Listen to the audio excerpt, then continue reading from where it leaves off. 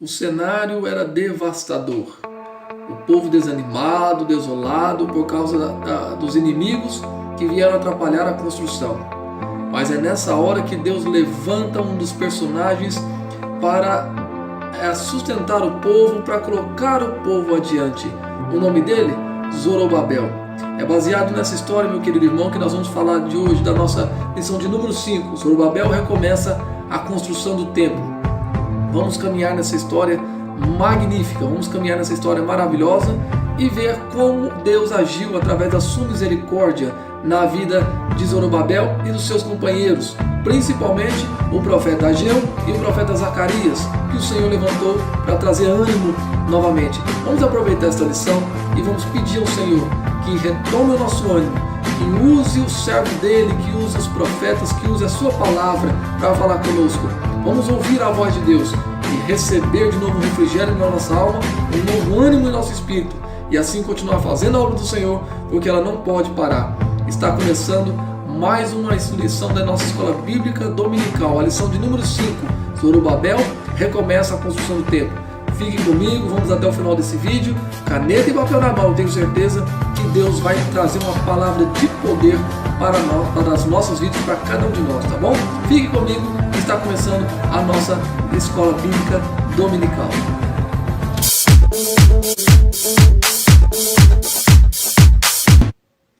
Olá, meu querido irmão, a paz do Senhor, bom dia para você que mais uma vez vai me acompanhar neste domingo para nós aprendermos mais uma vez a palavra do Senhor. Está começando a nossa escola bíblica dominical, a lição de número 5, Zorobabel recomeça a construção do templo. Nós vamos acompanhar essa história emocionante, como Deus usou o profeta Zacarias, o profeta Ageu, para trazer ânimo de volta ao povo. Vamos aproveitar, pegar esta palavra e trazer para a nossa vida, para nós retornarmos o nosso ânimo, retornarmos depois dessa crise que nós estamos enfrentando, como nós vamos retornar, e vamos pedir a Deus que nos ajude a retornar com um ânimo da mesma forma que Ele fez com o povo de Israel. O nosso texto áureo está registrado no livro do profeta Ageu, no capítulo 2, no versículo 10 e o versículo 18, que diz assim: ao 24º dia do mês nono, no segundo ano de Dário, veio a palavra do Senhor pelo ministério do profeta Ageu, dizendo: ponde, pois eu vos rogo, desde o dia em que se fundou o templo do Senhor, ponde o vosso coração nessas coisas. Sobre a verdade prática, esse é o nosso textual, a nossa verdade prática, vai dizer o seguinte: sobre o poder de Deus, a igreja torna-se imbatível no cumprimento das tarefas que Cristo lhe entregou. Então nós vamos acompanhar diante desse texto áureo de Ageu capítulo 2, verso 10 e 18, e também dessa nossa verdade prática, nós vamos acompanhar essa história emocionante de Zorobabel recomeçando a construção do templo. Bom, meu querido, a nossa leitura bíblica em classe ela é um pouco extensa, está registrada em Esdras capítulo 5, verso 1 e 2, depois Ageu capítulo 1, verso 1 e 12, e depois Zacarias capítulo 4, versículos 6 a 10, que é a nossa leitura, que nos diz assim: E Ageu profeta e Zacarias filho de Ildo, profeta, profetizaram aos judeus que estavam em Judá e em Jerusalém, em nome do Deus de Israel lhes profetizaram. Então se levantaram Zorobabel, filho de Selatiel, e Jesua, filho de Zodaque, e começaram a edificar a casa de Deus que está em Jerusalém, e com eles os profetas de Deus que os ajudavam. Ageu capítulo 1, verso 1 agora. No ano segundo do rei Dário, no sexto mês, no primeiro dia do mês, veio a palavra do Senhor pelo ministério do profeta Ageu, a Zorobabel, filho de Selatiel, príncipe de Judá, e a Josué, filho de Zodaque, o sumo sacerdote, dizendo: Então ouviu Zorobabel, filho de Sealtiel, e Josué, filho de Zodaque, sumo sacerdote, e todo o resto do povo, a voz do Senhor, seu Deus, e as palavras do profeta Ageu, como o Senhor seu. Né? Agora Zacarias capítulo 4, versículos 6 ao 10. E respondeu e me falou, dizendo: Esta é a palavra do Senhor a Zorobabel, dizendo: Não por força nem por violência, mas pelo meu espírito, diz o Senhor dos exércitos. Quem és tu, ó monte grande? Diante de Zorobabel serás uma campina, porque ele trará a primeira pedra com aclamações, graça a ela. E a palavra do Senhor veio de novo a mim, dizendo: As mãos de Zorobabel têm fundado esta casa, também as suas mãos acabarão, para que saibais que o Senhor dos exércitos me enviou a vós. Porque quem despreza o dia das coisas pequenas? Pois esse se alegrará vendo o prumo na mão de Zorobabel, e são os 7 olhos do Senhor que discorrem por toda a terra, que discorrem por toda a terra. Amém, meu querido? Essa é a nossa leitura bíblica em classe, baseada em Esdras capítulo 5, verso 1 e 8, Ageu capítulo 1, verso 1 e 12, e Zacarias capítulo 4, versículos 6 a 10. Bom, aparentemente parece ser um pouco confuso esses textos, esses versículos, mas nós vamos ver como era o cenário. O primeiro cenário que nós encontramos é que o povo de Samaria, que foi invadida pelos assírios no ano 722 por Sargão II, quando eles invadiram, eles trouxeram esse povo misto e nasceu esse povo denominado samaritano. Quando o povo de Israel chega para a reconstrução do templo, eles fazem oposição. Por quê? Porque eles sabiam, principalmente alguns personagens, lá no livro de Neemias vai aparecer Sanbalate, Tobias e outros tantos, vão perceber o seguinte, que se Jerusalém reconstruísse, se o Zorobabel reconstruísse o templo, Neemias conseguisse a sua obra finalizar e Jerusalém fosse colocada novamente capital, eles perderiam o seu posto governamental, perderia impostos, perderiam muita coisa. Então tinha muita coisa em jogo para esses inimigos. E eles então fazem oposição a Israel. E fazem uma mentira, levantam uma mentira que nós vimos na lição passada, levam até o rei Artaxerxes e esse acredita mandando fechar a obra. E essa obra fica parada por 15 anos, meu querido, 15 anos sem que Zorobabel, sem que nenhuma pessoa estendesse a mão para a reconstrução do templo. A obra do Senhor parou. Mas não é agrado de Deus que a sua obra pare.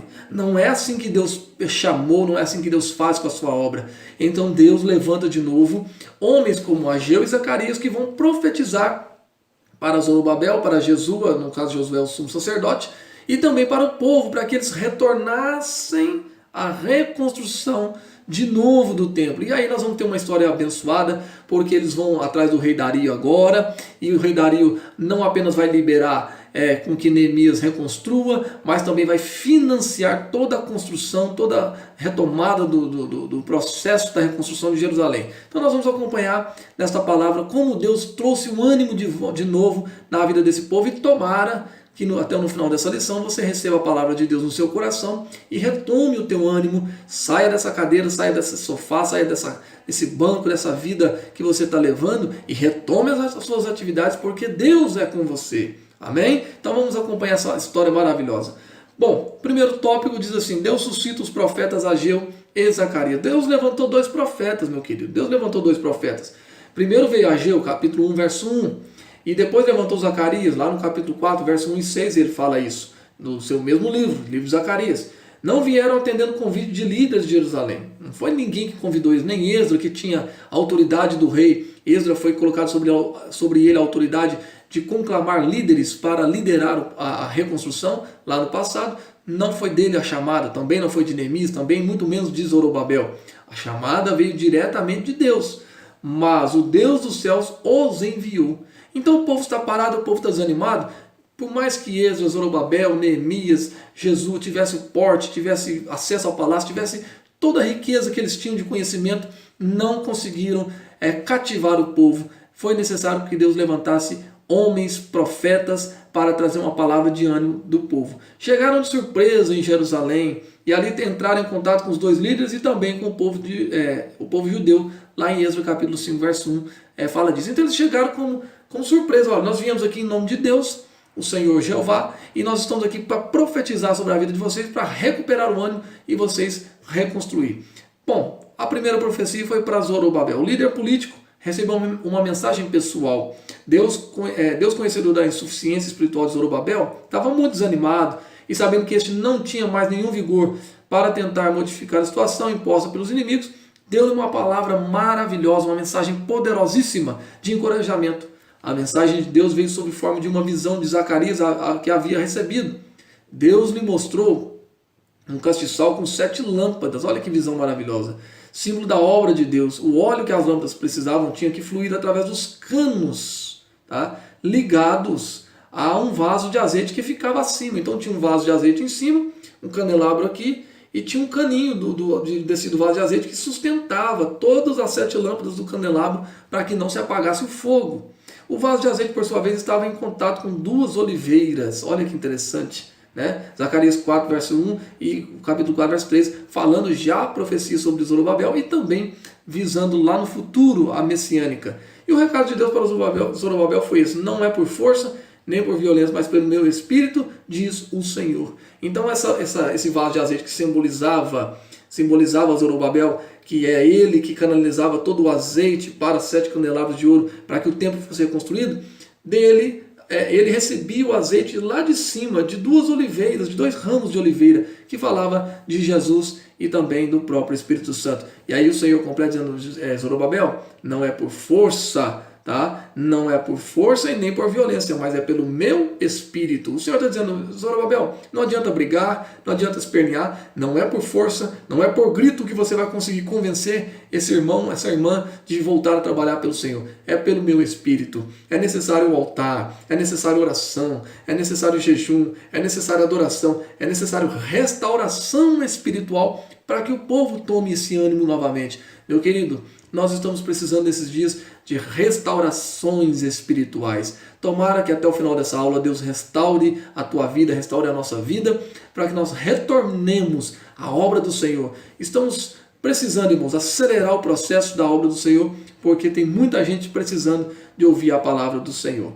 Então o Senhor continua dizendo: as dificuldades que pareciam montes grandes diante de Zorobabel, Deus fala assim: olha, o que são os montes grandes diante de Zorobabel? Quem são os montes grandes diante de Zorobabel? Não é nada. Sabe por quê, meu querido? Porque ele mostrou para Zorobabel que o sustento de Zorobabel não vinha da mão dos homens, vinha do Espírito Santo, a fonte, vinha do Espírito Santo o ramo de oliveira, de Jesus, o ramo de oliveira, o azeite que desce do alto, o mesmo azeite que sustentou a viúva lá na época de Eliseu, o mesmo azeite que fez tantas pessoas usarem esse azeite, simbolizando Cristo aí no passado, agora também está sustentando o ministério de Zorobabel. Isso significa, meu querido, que o seu ministério não é sustentado terreno, o sustento do teu ministério não vem terreno, o sustento do nosso ministério, do meu e do seu ministério, vem do alto, é celestial, é de Deus. Então confia, Deus colocou uma obra na tua mão, vai em frente, ergue a cabeça, prossiga, porque Deus tem algo a fazer na tua vida. Além de tudo isso, mostrar Deus para Zorobabel, o Senhor também garantiu a Zorobabel que as mãos dele acabariam a construção. Zorobabel, você começou, você termina. O Senhor está dizendo para você, meu querido, Ele te chamou para começar uma boa obra, então vai adiante, porque a obra que você começou, Deus vai te dar capacidade para você terminar. Para Josué, o líder espiritual do povo, recebeu também uma mensagem pessoal. Observamos que na lição passada apareceu com vestes sujas, né? Com as suas vestimentas sujas, mas a mensagem de Deus para ele foi de perdão e restauração. Tá? E Deus lhe disse que havia feito passar dele toda a iniquidade que havia ordenado, e que fosse vestido de vestes novas, Zacarias 3 e 4, e que se pudesse sobre sua cabeça uma mitra limpa. O Senhor disse: Josué, eu estou apagando, esquecendo aí as tuas falhas, as tuas vestes sujas, estou te dando uma nova mitra, estou te dando uma novas vestes, tá? Receba isso. E de fato, a Bíblia diz, a história conta que Josué, ou Josua, conclamou um jejum, uma oração, e o povo retornou à festa espiritual, o culto, a adoração ao Senhor, e o Senhor respondeu às suas orações. E além disso, para Zorobabel e Jesua, o povo também recebeu uma mensagem, não é só o pastor da igreja não, o povo também recebeu uma mensagem. Era uma mensagem de Deus. O profeta Ageu mostrou ao povo que os prejuízos materiais que haviam sofrido era consequência da omissão frente ao dever que tinham com a casa do Senhor. Parece que havia passado ali um terremoto que sacudiu, o povo estava investindo, em vez de investir na casa de Deus, investiu na sua casa, comprando mobílias novas, comprando torneira nova, umbrais da porta, investindo nas construções. E veio o terremoto ali e devastou aquilo tudo, né? Ageu falou-lhes do prejuízo que sofre o homem que busca somente a sua prosperidade material e deixa a casa de Deus deserta. Vai se iludir, investir em coisas materiais somente, vai se iludir, e o reino de Deus precisando de investimento. Tá? Tem muita gente aí, por trás dessa câmera minha aqui, que tem condições de investir na obra do Senhor e fica sonegando. Invista na obra do Senhor, meu querido, faça alguma coisa. O profeta deu ao povo uma ordem estimulante: subi o monte e trazei madeira e edificai a casa, e dela me agradarei e eu serei glorificado. Olha a mensagem para o povo: sobe no monte, traz madeira, porque reconstrua a casa e dela eu vou me agradar e eu serei glorificado nela. Essa era a mensagem de Deus para o povo. Ô meu querido, arregaça a tua manga aí, ó. Arregaça a tua manga, vai trabalhar para o Senhor. O Senhor colocou uma obra na tua mão, você não pode parar. Ah, mas a minha congregação aqui no meu bairro não está tendo mais culto. Ô meu querido, tem tanta coisa boa que você pode fazer. Reúne umas crianças aí, assim que você puder, que passar esses perrengues daí que nós estamos enfrentando. Reúne umas crianças aí, começa um culto, daqui a pouco você entra num lar, você entra. Irmão, tem muita coisa boa para fazer para Jesus. Jesus colocou na tua mão muita estratégia, muita coisa boa. Você não pode parar, você tem que ir avante. Avance, meu querido. O Senhor está dizendo: suba ao monte, traz madeira, porque eu vou me alegrar e o meu nome vai ser glorificado. Então faça alguma coisa para o Senhor. Bom, o resultado das mensagens dos profetas, com a mensagem dessa de ânimo, meu querido. Quem não fica animado diante dessa mensagem? Não podia dar outro. O poder de Deus se manifestou através da mensagem destes homens de Deus. Assim os dois líderes criaram coragem, o povo também foi renovado pelo impacto da mensagem. Então Zorobabel ordenou a reconstrução, foram até o rei, receberam financiamento, e os profetas de Deus ficaram com eles ajudando os líderes do povo na direção do trabalho. Quando os inimigos vieram a eles perguntando quem havia dado a ordem para edificar a casa, responderam que a ordem vinha do próprio rei da Síria. Os olhos do Senhor estavam sobre aquele povo e o povo foi abençoado e a reconstrução retornou, meu querido irmão. Olha, saiba de uma coisa: o Senhor está conosco, tá? O Senhor está conosco, o Senhor é conosco, tá? E outra coisa, o impulso espiritual dado pelos profetas continuou dominando os construtores até a conclusão do templo, que demorou depois 18 anos, aproximadamente depois, quando Zorobabel retomou, mais 18 anos de reconstrução do templo, e o ânimo não parou, prosperando pela profecia dos profetas Ageu e Zacarias, filho de Ildo, e edificaram a casa e aperfeiçoaram conforme o mandado do Deus de Israel. Olha o que diz aí: e conforme o mandado do rei da Síria, Esdras 6:14, o povo não parou, e acabou-se esta casa, Esdras 6:15. Que grande bênção, o despertamento dado por Deus ao rei Ciro, propagou-se, e agora com a ajuda dos profetas foi renovado. Meu querido, que Deus renove na sua vida esse ânimo, que você volte a trabalhar para Jesus. Professor de escola dominical, levanta domingo pela manhã, vai para a igreja, mesmo que você não vai dar aula, levanta e vai para a igreja assistir aula, porque tem muito aluno que está lá na igreja esperando vocês. Tem muito aluno lá que vai na igreja esperando que o professor chegue, o professor não chega. Levanta, anime-se, tá? Pregador, levanta-te, anima-te, sobe no monte, busca a madeira, o Senhor vai se alegrar e o nome dele vai ser glorificado. Está na hora do povo arregaçar a manga e evangelizar e trabalhar para o Senhor. Eu tenho certeza que Deus assim nos dará grandes vitórias. Amém, meu querido? Bom, nós vamos para o nosso tópico 2 e eu tenho certeza que Deus vai continuar falando aos nossos corações. Fique comigo, meu irmão, fique comigo. Tem muito mais bênção. Agora que você está animado, tem muito mais bênção para a tua vida, em nome de Jesus.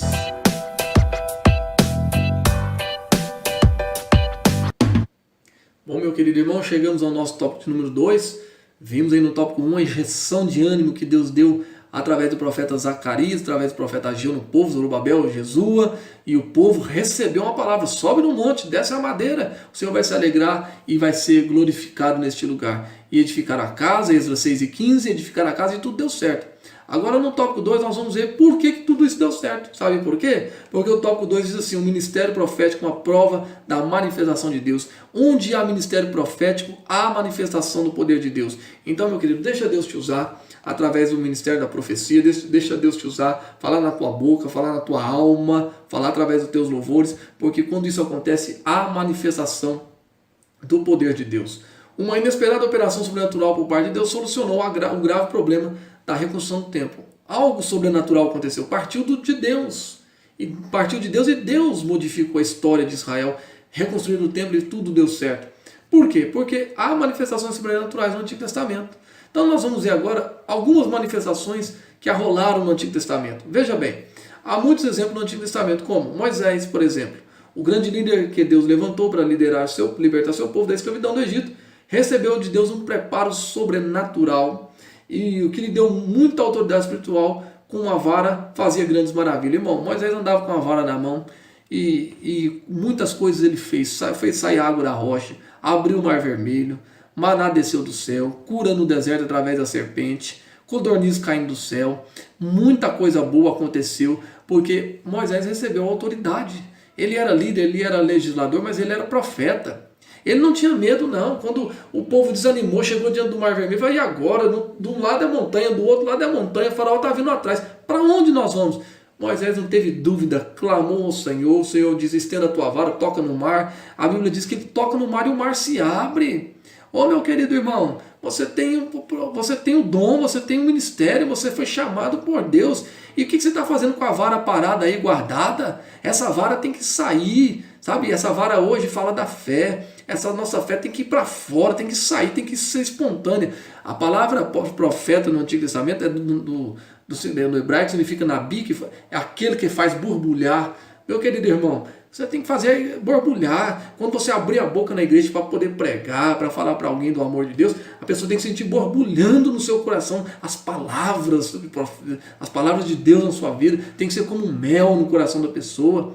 Agora nós estamos aqui escondendo talento. Não, o Senhor nos deu dons sobrenaturais para nós ministrar na igreja. Assim como Moisés foi, nós também podemos ver coisas estrondosas. Olha outro exemplo, Elias. O profeta de Deus foi revestido de autoridade sobrenatural para ajudar Israel a se livrar da idolatria, tá? Instigada pelas lideranças políticas, em particular pelo ímpio Acabe, rei de Israel, e juntamente com ele Jezabel, né? E por 3 anos Elias falou assim, ó, se vocês não se arrependerem, por 3 anos não chove nesse lugar, 3 anos e meio vai ficar sem chover. Quando ele sai do palácio do rei Acabe, sabe o que Deus falou com ele? Elias, porque você disse isso, eu estou assinando embaixo, olha, sobre a tua palavra aí, Elias, não vai chover durante 3 anos e meio. Deus dando moral, irmão, Deus dando autoridade para Elias, para o profeta, porque encarou a idolatria. Quantos de nós, irmãos, eu dizia agora há pouco numa aula que estava ministrando aqui, para os irmãos de bom despacho, eu estava ministrando para eles, dizendo para eles, irmãos, com o inimigo não se negocia, com o inimigo se encara, se enfrenta,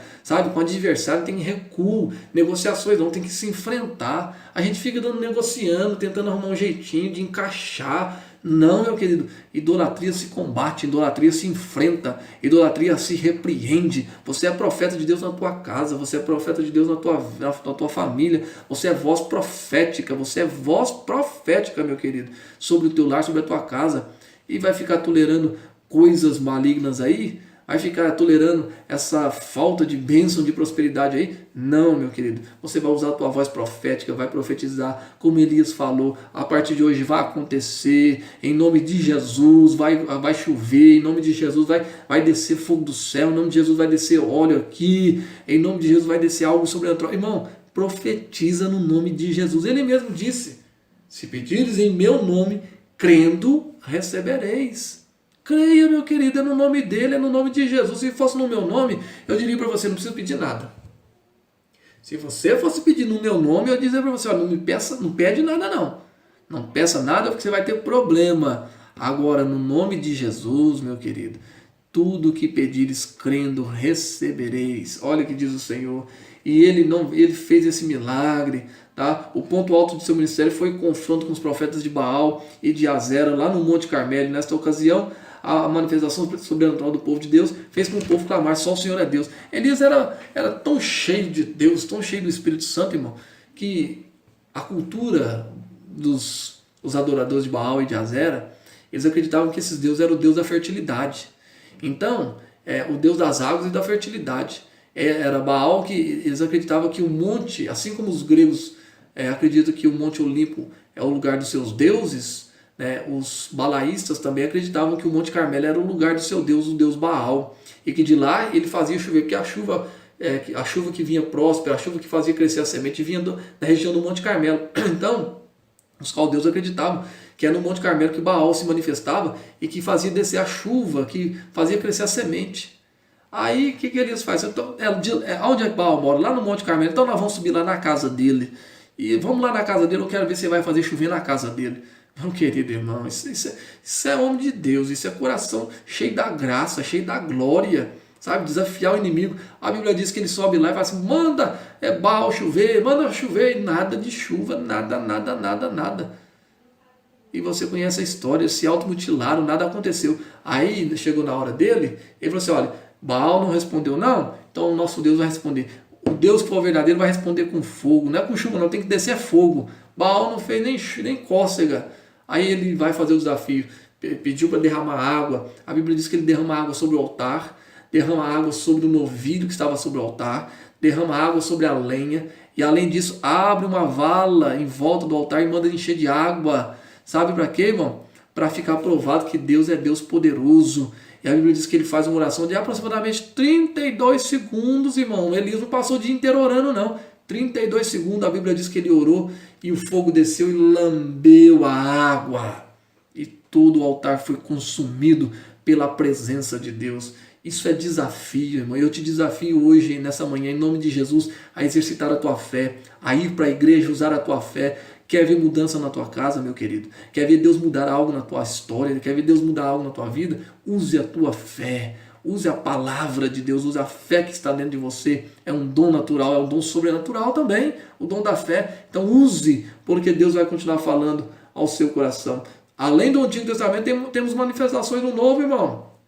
Quando o Espírito foi derramado na sua plenitude, os dons espirituais começaram a entrar em ação na vida de toda a igreja e passaram a ser própria preparação divina para o ministério.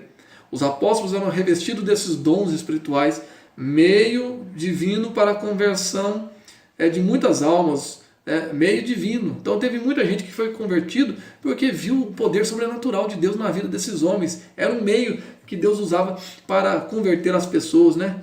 E o apóstolo Paulo, enriquecido por Deus com muitos dons, escreveu para o evangelista Timóteo, representante da segunda geração, né, uma mensagem de exortação dizendo, não despreze o dom que há em ti, lá em 1 Timóteo 4,14, ele diz assim, Timóteo, não despreze o dom que há em ti. Então, meu querido, esses dons sobrenaturais no Novo Testamento foram usados pelos apóstolos para convencer as pessoas de que Jesus era poderoso e que eles poderiam aceitar Jesus, que é algo semelhante a isso que eles faziam, que eles viam, ia acontecer em suas vidas. E assim muita gente se converteu, muita gente foi batizada. E hoje está faltando o exercício dos dons espirituais. Irmão, os dons espirituais estão à nossa disposição. Se você ler lá em Efésios, Coríntios, você vai ver os dons espirituais à nossa disposição. O que falta é exercício.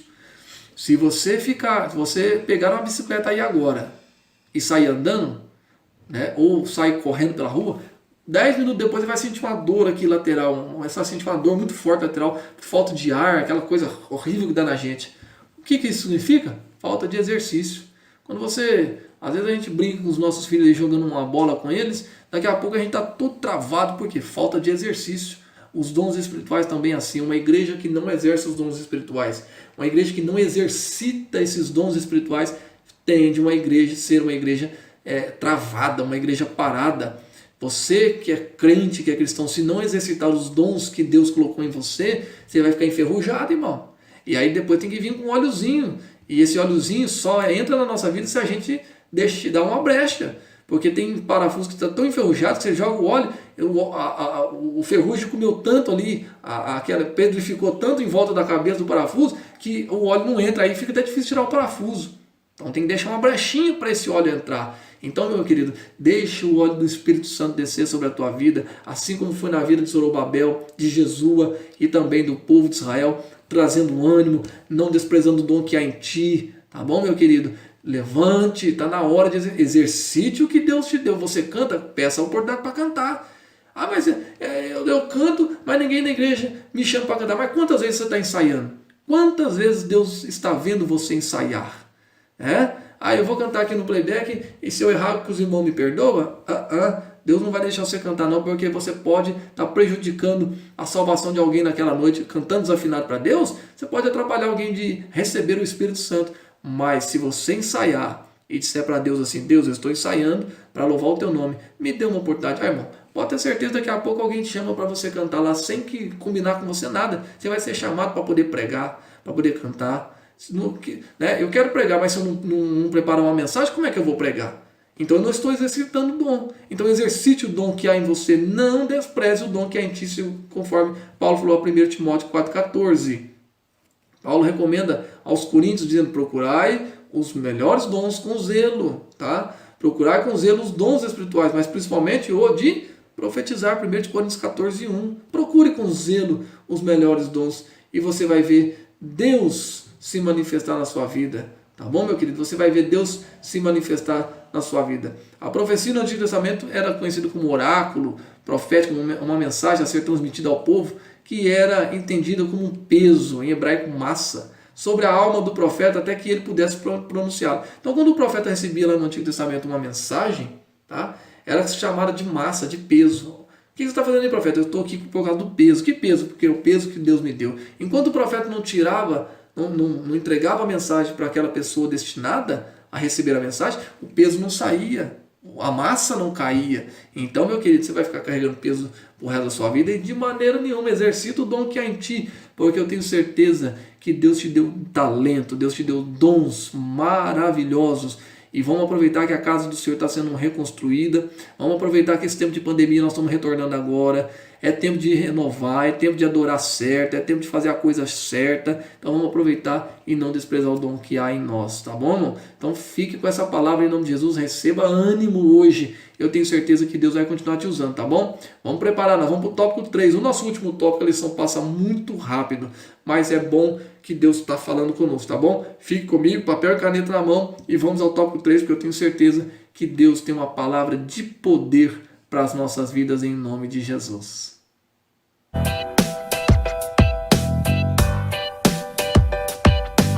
Muito bem, meu querido irmão, chegamos ao nosso tópico de número 3. Lembrando que no primeiro nós vimos que Deus deu uma injeção de ânimo em Zorobabel, Josué, o povo de Israel, através de Ageu e Zacarias.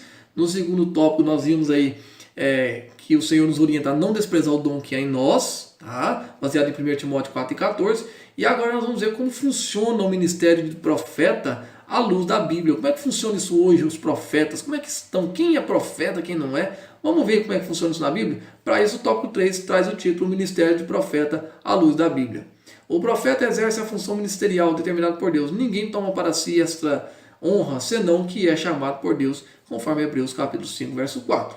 Então o profeta ele tem a honra, né? O profeta que é chamado por Deus, ele é honrado, ele recebe essa honra. Então vamos ver como é que funciona isso. Tá? O profeta na dispensação do Antigo Testamento. O profeta, além de transmitir a mensagem de Deus para o povo, era consultado pelo povo acerca de assuntos espirituais, até mesmo acerca de assuntos materiais. Então, às vezes, o pessoal tinha uma questão para resolver, ia procurar o profeta, dizendo: profeta, ora a Deus aí e julga a nossa causa, vê se dá para fazer. Você vai ver isso acontecer com Samuel e outros episódios. Tá? Então, era comum as pessoas procurarem o profeta, tá? Para pedir orientação. Olha, eu estou para vender um terreno aí, o que o senhor acha? Né? Eu estou para comprar um carro aí, o que o senhor acha? Então, ora a Deus aí, profeta, me ajude em oração. E Deus trazia uma palavra de conforto, uma palavra para que a pessoa não fizesse aquilo que estava a sua intenção de fazer, porque Deus não estava naquele negócio, enfim. Deus sempre falava através dos profetas. Quer ver um exemplo? Ezequiel capítulo 20, verso 2. Tá? Os anciãos vieram a Ezequiel para que este consultasse o Senhor por eles. Deus, por meio de Ezequiel, lhes respondeu que por causa das suas abominações eles não receberiam respostas. Então, Ezequiel, nós estamos querendo fazer uma coisa aí. Consulta a Deus acerca disso. O que Deus pensa de mim? Aí o profeta consultou a Deus. Deus diz: olha, fala para eles que eu não vou dar resposta porque eles estão abomináveis. Tá? Estão abominando o meu nome. Os seus pecados são abomináveis. Por causa da sua abominação, eu não vou lhes responder. Então, eles consultaram o Senhor. Deus disse: eu não vou responder porque vocês me abandonaram. Tá? Então, é um tipo de consulta que resposta negativa. Né? Outro tipo de consulta apareceu em 1 Samuel capítulo 9, versículos 6 e 7, quando o profeta foi consultado acerca das jumentas do pai de Saul, que se haviam perdido. E ele disse: fica tranquilo, tá? Falou para Saul: fique tranquilo, não se desespere, as jumentas já foram encontradas. Ou seja, ele viu onde estavam as jumentas do pai de Saul, tá? Mas naquele episódio é porque Deus mostrou para ele onde estavam as jumentas, para que Saul não fosse embora, porque Saul receberia naquele mesmo tempo a unção de novo rei de Israel. Lá em 1 de Reis, capítulo 14, versos 2 e 3, vai aparecer uma nova consulta. Tá? Está registrada uma consulta sobre um doente, e se ele levantaria ou não. E o profeta respondeu da parte de Deus, tá? O que aconteceria. Então, irmãos, era comum as pessoas responderem, procurarem o profeta acerca de um doente, acerca de alguém, vai, e essa aí, vai levantar ou não vai? E essa aí, Deus vai curar ou não vai? E às vezes Deus falava, não vou curar, porque ele está abominado, e a abominação chegou às minhas narinas, e eu estou aborrecido com ele. A pessoa tinha que correr e pedir perdão logo e se converter. Agora, às vezes, vinha a resposta positiva. Tá? Moisés transmitia aos anciãos o que Deus lhe falava. Então, olha que interessante o ofício de profeta do Antigo Testamento. Então, eles tinham esse envolvimento com o povo. Os reis consultavam eles quando ia para a guerra. O profeta, ora para nós aí. Será que nós devemos ir para a guerra? Toda vez que um rei não consultou o profeta para ir para a guerra, ele teve problema. Tá? Principalmente o tal do Saul, que não consultou a Deus, e na vez que consultou, Deus falou assim, espera 7 dias. Samuel falou assim, vai lá, sobe no monte e me espera lá. Daqui 7 dias eu chego para a gente sacrificar e Deus vai te dar a vitória, vai transformar o seu reinado perpétuo. A Bíblia diz que ele se precipitou, fez um sacrifício antecipado, e aí teve grandes prejuízos. Então, irmão, ouça a voz do homem de Deus, procure o homem de Deus, essa pessoa que você confia, que é o teu pastor, tá? Que é o teu pastor, confia nele, conversa com ele, expõe a sua causa. Eu tenho certeza que ele vai orar e Deus vai trazer uma resposta para você, seja ela negativa ou positiva. Deus vai te trazer uma resposta. Vemos que no Antigo Testamento o profeta era uma espécie de mediador entre Deus e o povo. E agora, irmão, no Novo Testamento, como é que funciona? No Antigo Testamento o profeta era mediador, né? Entre Deus, entre o rei, entre Deus e o povo, entre Deus e o rei. Enfim, como funciona agora no Novo Testamento pós, né, o sacrifício de Cristo? Entre os dons espirituais está o dom de profetizar, lá em 1 Coríntios capítulo 12, verso 10. Estaria entre as consequências do derramamento do Espírito Santo que aconteceria nos últimos dias, conforme Atos 2,17. Então, ter alguém o dom de profecia não significa que seja profeta. É o que muita gente confunde hoje. Profetizou? Ah, eu sou profeta. Não, irmão, não. Você não é profeta. Tá? Você tem um dom de profecia. Hoje, no Novo Testamento, não existe o ofício profeta. Nos nossos dias de hoje, no nosso tempo, não existe o ofício de profeta. Ninguém vai comer gafanhoto e tomar mel silvestre no deserto. Ninguém vai fazer isso como João fez. Tá? Ninguém vai fazer. A Bíblia diz que antes dele e depois dele não houve nascido de mulher como ele. Então ninguém vai fazer. Ninguém vai para o deserto fazer isso. Nós temos o dom de profecia e isso vai envolver a fé e muito mais. Agora, não significa que você profetizou uma vez, você tem que carregar a carteirinha de profeta. Ah, o profeta. É porque a gente é pentecostal, a gente costuma usar esse termo. Mas vamos entender isso, tá, irmão? Vamos entender isso. Este ministério de profeta é um ministério da palavra, para o qual o ministro recebeu de Deus uma preparação especial do Espírito profético. Então a gente usa a palavra, que é o ministério de profeta hoje é o ministério da palavra. Quem prega a palavra é o profeta. Tá? O profeta de Deus que recebe a revelação de Deus, que recebe ali sobre aquela palavra uma mensagem de poder que ministra e restaura vidas. Tá? É o que nós chamamos aí de ministério profético do Espírito profético, né? Lemos em Atos 21, capítulo 21, verso 8 e 9, que Filipe tinha 4 filhas, que profetizava que depois de alguns dias veio à sua casa um profeta chamado Ágapo. Tá? Existe, porém, uma diferença importante entre o ministério de profeta do Antigo Testamento e o Novo. No Antigo, os profetas eram consultados pelo povo a transmitir a resposta de Deus. Mas a Bíblia diz que a lei e os profetas duraram até João. Olha aí, tá vendo? E desde então é anunciado o reino de Deus. É Lucas 16,16. Então, o povo consultava os profetas do Antigo Testamento acerca de algo que eles iam fazer. Tá? Acerca de algo que eles iam fazer. Mas a Bíblia diz que a lei e os profetas duraram até João. E aí, isso significa que o ministério de profeta acabou em João. Lucas 16,16. Depois de João não existe mais. Mas apareceu um Ágapo ali. O que aconteceu? No pacto da nova aliança temos Jesus como único mediador. É importante notar que no Novo Testamento não há um único exemplo de alguém consultando um profeta. Novo pacto, todos temos o acesso a Deus por Jesus Cristo. Jesus é o único mediador. É, portanto, um erro doutrinário quando alguém que possui o dom de profecia procura usá-lo para responder consultas. Tá? Consultas de qualquer natureza, como casamento, viagens, compras, imóveis, etc. Fica, neste caso, falando sozinho. Tá? Porque Deus disse, não mandei os profetas, todavia eles foram correndo, não lhes falei a eles, todavia eles profetizaram. Jeremias 23, 21. Então, meu querido, a questão de Ágapo ali era ministério profético. Tá? Era um ministério profético. Diz ali que Ágapo apareceu lá junto da casa de Filipe. Filipe tinha 4 filhos que profetizavam, e que depois de alguns dias veio à sua casa um profeta Ágapo. Então, meu querido, é um dom de profecia, tá? É um dom de profecia. O que a gente não pode confundir é que as pessoas querem carregar título de profeta, e aí vira uma espécie de uma caixinha, né? Se esse profeta está no culto, pode o nosso pastor Paulo, o pastor Gersino, qualquer outro pastor pregar, aí acaba no culto, alguém vai lá consultar o profetinha, porque o profetinha está ali, né? Então vai consultar. Não, não existe isso, irmão.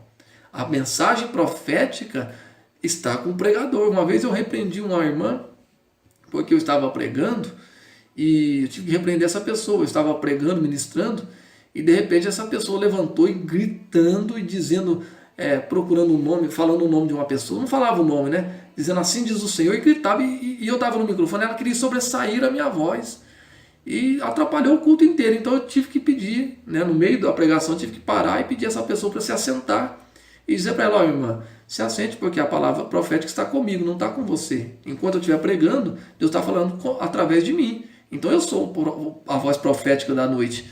Está falando através de mim aqui, então fique sentado aí, na hora Deus vai te usar. E a irmã ficou um pouco chateada comigo, mas eu tive que ensiná-la dessa forma, tá, irmão?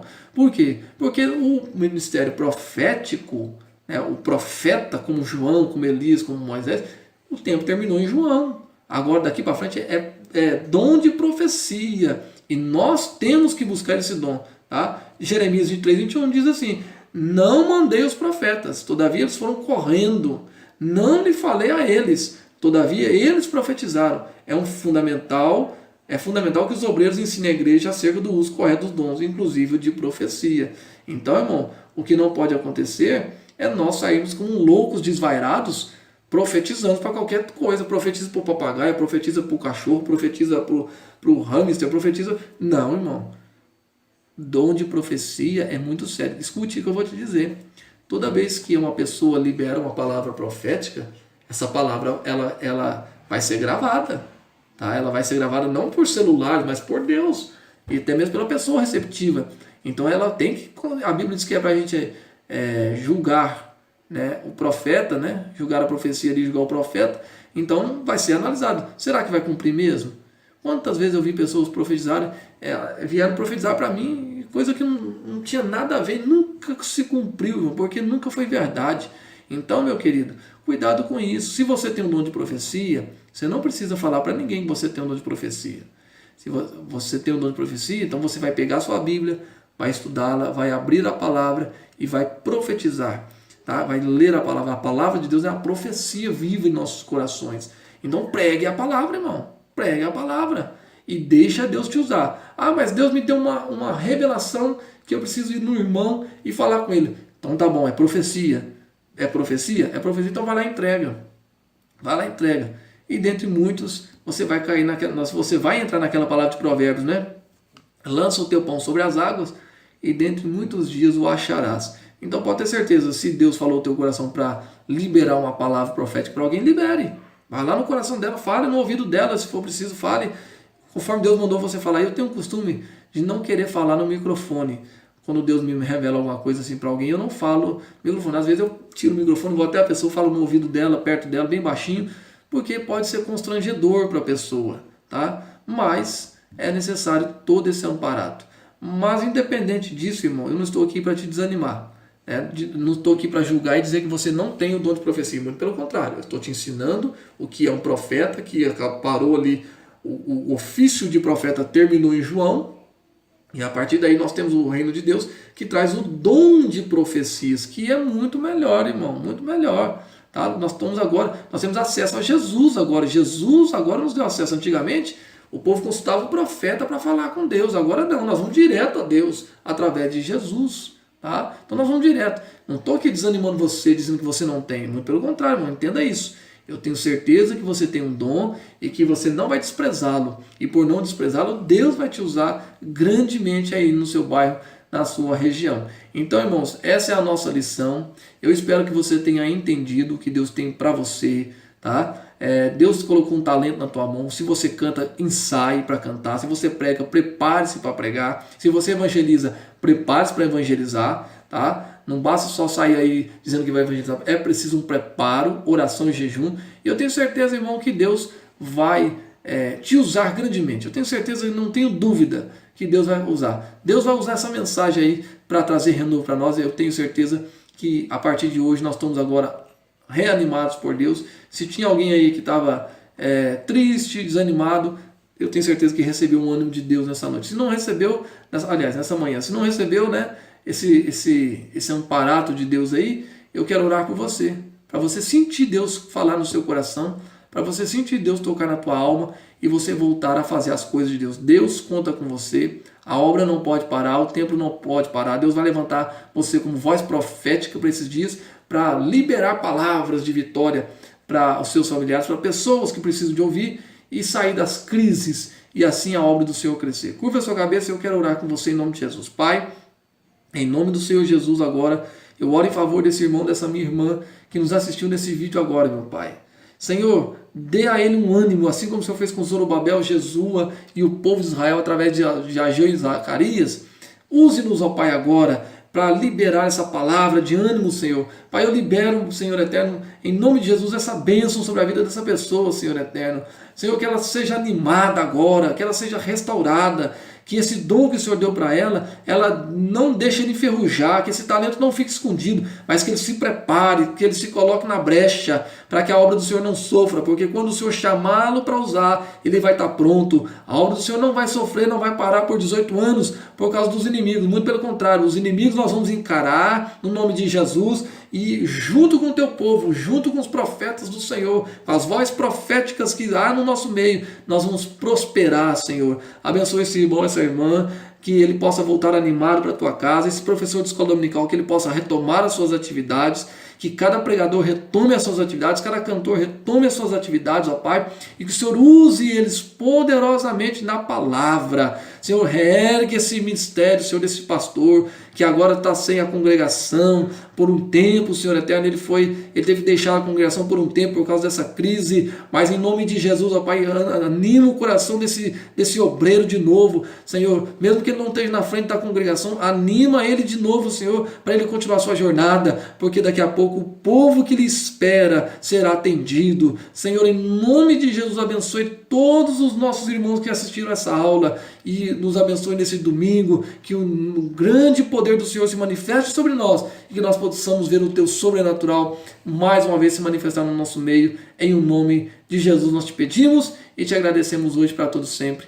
Amém. Meu querido, que Deus te abençoe em nome de Jesus. Lembre-se, não despreze o dom que há em ti. Essa palavra tem poder. Tá? Essa palavra de 1 Timóteo 4,14 tem poder. Não despreze o dom que há em ti e tenha certeza que Deus conta com você, a igreja conta com você, há uma obra para construir e Deus está te chamando e eu tenho certeza que Ele vai te usar. Que Deus te abençoe nesse domingo. Hoje à noite nós nos encontraremos no culto para glorificar o nome do Senhor, tá bom? Fique na paz do Senhor, que o grande amor de Deus, a graça de nosso Senhor e Salvador Jesus Cristo e a eterna comunhão do Espírito Santo seja sobre a minha e a tua vida hoje e para todos sempre, em nome de Jesus. E até a nossa próxima aula, assim permitindo o Senhor, em nome de Jesus.